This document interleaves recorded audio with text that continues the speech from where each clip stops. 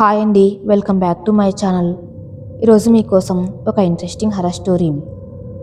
ఇది నిజంగా జరిగిన కథ. ముంబైలో జరిగింది, కానీ నేను ఆ కథను నా విధానంలో చెప్తున్నాను. నా పేరు విజయ్.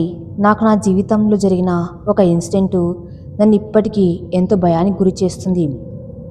అది ఎలా జరిగిందంటే, నేను విజయవాడలో నా కుటుంబంతో కలిసి ఉంటాను. నేను డిగ్రీ థర్డ్ ఇయర్ చదువుతున్నాను. నాకు నా తోడపుట్టిన వాళ్ళెవ్వరూ లేరు. కావున నా ప్రపంచం నాది. ఒకసారి కొన్ని కారణాల వల్ల మేం వేరే ఇల్లు మారవలసి వస్తుంది. మేం విజయవాడలోని గాయత్రి నగర్లో 4 అంతస్తుల ఇంట్లో 3వ ఇంట్లో చేరాము. ఆ ఏరియా చాలా సైలెంట్గా ఉంది. ఆ ఏరియాలోకి వెళ్తున్నప్పుడు కూడా జనాలు ఎక్కువ కనిపించడం లేదు. కానీ ఆ స్ట్రీట్ మాత్రం చాలా అందంగా ఉంది. రోడ్డు పక్కన పెద్ద పెద్ద చెట్లు, మధ్య మధ్యలో కూర్చోటానికి బెంచులు కూడా ఉన్నాయి. మేము మా అపార్ట్మెంట్కు చేరుకున్నాము. మా అపార్ట్మెంటు చాలా పాతదిలాగా ఉంది. అక్కడక్కడ గోడలకి చెట్లు కూడా మొలిచాయి. అపార్ట్మెంట్ ముందు ఒక పెద్ద చింత చెట్టు కూడా ఉంది. మేము మా సామాన్లు కూడా సర్దేశాము. రాత్రి 9 అవుతుంది. నేను మా అమ్మ చేసిన బిర్యానీ తింటూ ఉన్నాను. ఇంతలో పక్కింటి ఆంటీ వచ్చి అమ్మతో మాట్లాడుతూ ఉంది. నేను తింటున్నంతసేపు వాళ్ళ మాటలు వింటూ ఉన్నాను. ఆ ఆంటీ వెళ్ళేటప్పుడు చివర్లో ఒక మాట చెప్పింది. నాకు ఆ మాట ఆశ్చర్యంగా అనిపించింది. ఆ మాట విన్నాక ఎందుకు అలా చెప్పిందో అర్థం కాలేదు. ఇంతకీ ఆ ఆంటీ చెప్పింది ఏమిటంటే, అపార్ట్మెంట్ టెర్రస్ పైన మాత్రం అస్సలు పడుకోకండి అని. నాకు చాలా ఆతృతగా అనిపించింది. అసలు పైన ఎందుకు పడుకోకూడదు? పైన ఏదో అడ్వెంచర్గా ఉంటుంది. అసలు పైన ఏముందో తెలుసుకోవాలి అనిపించింది. అమ్మని, అమ్మ, ఈరోజు రాత్రికి నేను పైన నిద్రపోతాను అని అడిగాను. దానికమ్మ కోపంగా చూసి, ఏం అవసరం లేదు, ఇంట్లోనే పడుకో. ఇంతకుముందు ఆ ఆంటీ ఏం చెప్పిందో విన్నావు కదా, ఎందుకు పడుకోవడం మంచిది కాదు అని కూడా చెప్పింది. ఇంట్లోనే పడుకో, ఏం అవసరం లేదు. నేను అమ్మని ఎలాగోలా బలవంతంగా ఒప్పించాను. చాప, చీపురు, దిండు, దుప్పటి, వాటర్ బాటిల్, బెడ్షీట్, జెట్ బిల్లా పట్టుకుని స్టెప్స్ ఎక్కుతూ వెళ్తున్నాను. మొత్తానికి టెర్రస్ డోర్ దగ్గరికి వచ్చాను. డోర్ ఓపెన్ చేస్తుంటే ఓపెన్ కావటం లేదు. చాలా రోజులు అయిందనుకుంటా క్లోజ్ చేసి. కాలితో తన్నినా, గట్టిగా నెట్టినా, గట్టిగా కొట్టినా తలుపు మాత్రం ఓపెన్ కాలేదు. విసుగొచ్చేసింది. వేస్ట్ అనుకొని వెళ్తుంటే ఏదో సౌండ్ వినిపించింది. ఏమిటా ఆ సౌండ్ అని వెనక్కి తిరిగి చూస్తే డోర్ కొంచెం ఓపెన్ అయింది. డోర్ ఓపెన్ చేసుకుని టెర్రస్ పైకి అడుగుపెట్టాను. బాగానే ఉంది, కానీ డస్ట్ ఎక్కువగా ఉంది. అక్కడక్కడ విరిగిపోయిన టేబుల్స్, చెత్త, ఇంకేవో పడి ఉన్నాయి.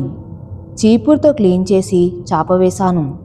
అక్కడి నుండి ఏరియా వ్యూ చూద్దామని టెర్రస్ ఎడ్జ్ దగ్గర నిల్చొని చూస్తూ ఉన్నాను. ఇంతలో టప్మని సౌండ్ వినిపించింది. వెనక్కి తిరిగి చూశాను. వెనక్కి తిరిగి చూస్తే డోరు దానంతట అది క్లోజ్ అయింది. దానంతట అది ఎలా క్లోజ్ అయింది? అప్పటి వరకు ఏ భయం లేకుండా ఉన్న నాకు అప్పుడప్పుడు భయం మొదలైంది. ఇంతలో దోమలు బాగా కొడుతూ ఉన్నాయి. జెట్ తీసుకుని అగ్గిపుల్ల గీయగానే ఆరిపోయింది. ఎంత ప్రయత్నించినా అగ్గిపుల్ల ఆరిపోతూనే ఉంది. కోపంతో నేలకేసి కొట్టాను. ఇక సెల్ ఫోన్లో సాంగ్స్ పెట్టుకుని ఆకాశంలోని చుక్కల్ని చూస్తూ ఉన్నా. అంతలో ఒక పక్షి వచ్చి ఆ చింత చెట్టు పైన కూర్చుంది. ఆ చెట్టును చూడగానే ఇంకా భయం వేసింది.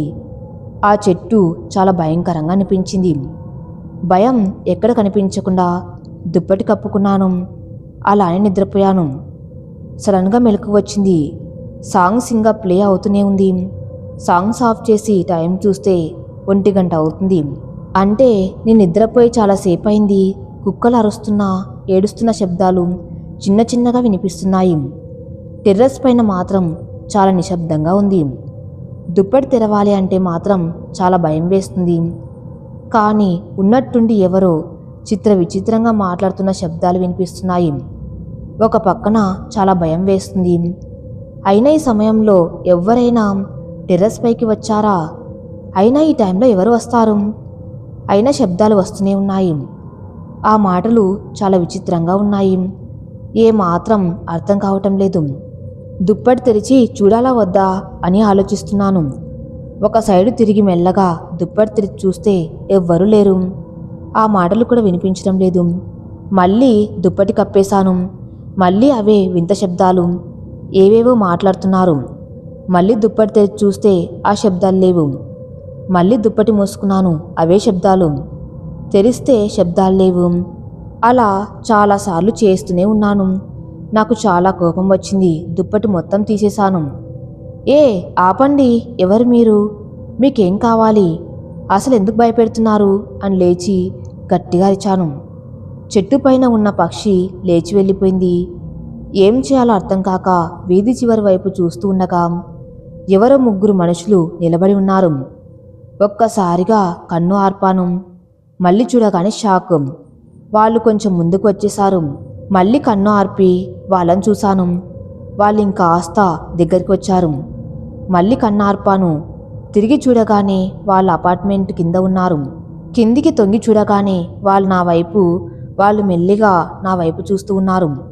వాళ్ళ ముఖం పగిలిపోయి రక్తం కారుతూ ఉంది. తలని వంచుకొని ఇంతకుముందు నేను దుప్పటి కప్పుకున్నప్పుడు ఎలా శబ్దాలు వచ్చాయో వాళ్ళు అలానే మాట్లాడుకుంటున్నారు. నాకు చాలా భయం వేసింది. భయంతో కళ్ళు ఆర్పకుండా అలానే ఉన్నాను. ఇప్పుడు కనుక నేను కన్ను ఆర్పి తెరిస్తే వాళ్ళు నా ముందు ఉంటారు. వెంటనే ఇంట్లోకి వెళ్దామని డోర్ ఓపెన్ చేయబోయాను. గట్టిగా కొట్టాను. కాలుతో తన్నాను. ఎంత చేసినా ఆ తలుపు మాత్రం ఓపెన్ అవ్వలేదు. ఇక చేసేదేమీ లేకుండా కొంచెం కూడా గ్యాప్ లేకుండా దుప్పటి కప్పేశాను. మళ్ళీ ఆ విచిత్రమైన మాటలు వినిపించడం మొదలయ్యాయి. ఇప్పుడు నా పరిస్థితి ఏమిటో నాకే అర్థం కావటం లేదు. పొద్దున వరకు బ్రతికి ఉంటానో లేదో అర్థం కావటం లేదు. గుండెలో రవ్వంత ధైర్యం కూడా లేదు. అందుకే పెద్దవాళ్ళు చెప్పిన మాటలు వినాలి. పెద్దలు ఏం చెప్పినా మన మంచికే అని నాకిప్పుడు అర్థమైంది. నా కళ్ళు బాగా నొప్పి పెడుతున్నాయి. నా వల్ల కావటం లేదు. నా కండ్రెప్పలు నా చెయ్యి దాటిపోతున్నాయి. నా కళ్ళు మూసుకున్నాయి. కాసేపయ్యాక నాకు మెలకు వచ్చింది. నిద్ర మత్తులో టైం చూస్తే 3 అవుతుంది. ఏదో నా పైన పడుకొని గట్టిగా ఊపిరి తీసుకుంటున్నట్టుగా ఉంది. అది నాపై ఉన్నట్టుగానే ఉంది. నాకు అప్పుడు అర్థమైంది ఆ ముగ్గురు సంగతి. అంటే ఇప్పుడు నా పైన ఉండేది ఇప్పుడు ఆ అమ్మాయా? అంటే వాళ్ళు ఆల్రెడీ నా ఎదురుగానే ఉన్నారా? మెల్లిగా గుండె ధైర్యం తెచ్చుకుని దుప్పటి తెరిచి చూశాను. నా పైన ఉన్న అమ్మాయి బరువు తగ్గిపోయింది. కొంచెం దూరంగా ఎడ్జ్లో ఆ ముగ్గురు కూర్చుని ఉన్నారు. వాళ్ళు ముగ్గురు దూకటానికి రెడీగా ఉన్నారు. చూస్తుండగానే ఒక్కసారిగా దూకేశారు. నాకు భయంతో దుప్పటి తడిచిపోయింది. వెంటనే లేచి దుప్పటి మడత పెట్టబోయాను. ఎవరో వెనకాల నుండి నా గొంతు పట్టుకున్నారు. వెనక్కి తిరిగి చూశాను. ఆ ముగ్గురు నా ఎదురుగా ఉన్నారు. ఆ అమ్మాయి నన్ను పట్టుకుని నా గొంతు కొరకబోయింది. నేను బలవంతంగా దాన్ని నెట్టాను. ఆ అమ్మాయి శరీర భాగాలు విడివిడిగా పడిపోయాయి. తిరిగి అవి విచిత్రంగా హత్తుకుంటున్నాయి. అదంతా చూసి నాకు భయం వేసింది. అక్కడి నుండి పరిగెత్తాను. ఆ 3 దెయ్యాలు నా కాళ్ళు పట్టుకుని పైకి లేపారు. నాకు భయంతో ఏం చేయాలో అర్థం కావటం లేదు. అవి నా కాళ్ళు పట్టుకుని టెర్రస్ పైన వెల్లడిస్తూ నేను భయంతో అందరినీ పిలుస్తున్నాను. అయినా ఎవ్వరికి వినపడ్డం లేదు. అసలు నా గొంతు బయటకు రావటం లేదు. అలా నేను చూస్తూ ఉండగానే పైనుండి కిందికి వదిలేశారు. నేను ఒక్కసారిగా ఉలిక్కిపడి నిద్రలేచాను. నా శరీరం మొత్తం చూసుకున్నాను. అంటే ఇదంతా నా కల అన్నమాట. టైం చూశాను. టైం 4:30 అవుతుంది. చాపాదిండు అన్నీ ఎత్తుకుని డోర్ దగ్గరికి వెళ్ళాను. తలుపు ఓపెన్ చేశాను. ఓపెన్ అయింది. అంతే, నేను కొంచెం దూరం వెళ్ళగానే డోర్ ఆటోమేటిక్గా క్లోజ్ అయిపోయింది. నేను భయంతో ఇంట్లోకి పరిగెత్తుకుని వెళ్ళాను. అలా వెళ్ళగానే మా అమ్మ, ఏరా కన్నా రాత్రంతా నిద్రపోలేదా? నీ కళ్ళేంటి అంత ఎర్రగా ఉన్నాయి? అదేం లేదమ్మా, బాగానే నిద్రపోయాను. కానీ ఒకటే దోమలు, అందుకే కొంచెం నిద్ర పట్టలేదు అని సర్ది చెప్పాడు. సరేలే, మీ నాన్న టిఫిన్ తెచ్చాడు, వెళ్ళి ఫ్రెష్ అయి తినిపో. ఫ్రెష్ అయి వచ్చి టిఫిన్ ప్యాక్ చేయబడిన పేపర్ ఓపెన్ చేసి టిఫిన్ తింటూ ఉండగా ఇంతలో మా పక్కింటి ఆంటీ వచ్చింది. మా అమ్మతో మాట్లాడుతూ ఉంది. నేను అలా టిఫిన్ తింటూ ఉండగా నా కళ్ళు ఆ టిఫిన్ ప్యాక్ చేసిన పేపర్ పైన పడింది. అందులో ఏదో క్రైమ్ న్యూస్ అనుకుంటా. 3 డెడ్ బాడీస్ ఫొటోస్తో న్యూస్ ఆర్టికల్ ఉంది. అది తీసుకొని చదువుతున్నాను. 3 నెలల క్రితం మేము ఉంటున్న అపార్ట్మెంట్ పై నుండి దూకి చనిపోయారు అని ఉంది. ఏదో ఫైనాన్షియల్గా ప్రాబ్లం అయ్యి ఆత్మహత్య చేసుకున్నారు అని రాసి ఉంది. నేను ఆ ఫొటోస్ చూస్తే నేను రాత్రి చూసిన అవే ముఖాలు. అంటే నేను రాత్రి చూసింది వాళ్ళ ఆత్మల్నేనా? నాకు భయం వేసి ఆ ఆంటీని అడిగాను. ఆంటీ, మీరు పైన పడుకోవద్దన్నారు కదా, అది ఎందుకో తెలుసుకోవచ్చా? అదేం లేదు బాబు, టెర్రస్ పైన పడుకుంటే పీడకళ్ళు వస్తాయని. టెర్రస్ పైన పడుకుంటే పీడకళ్ళు వస్తాయని బాబు, అందులో ఇంకేం లేదు. అంటే రాత్రి జరిగిందంతా కళ నిజమా? సో ఇది ఫ్రెండ్స్ ఈ కథ. ఈ కథ ఇంతటితో సమాప్తం. మరిన్ని మంచి స్టోరీస్ కోసం నా ఛానల్ని ఫాలో అవుతూ ఉండండి.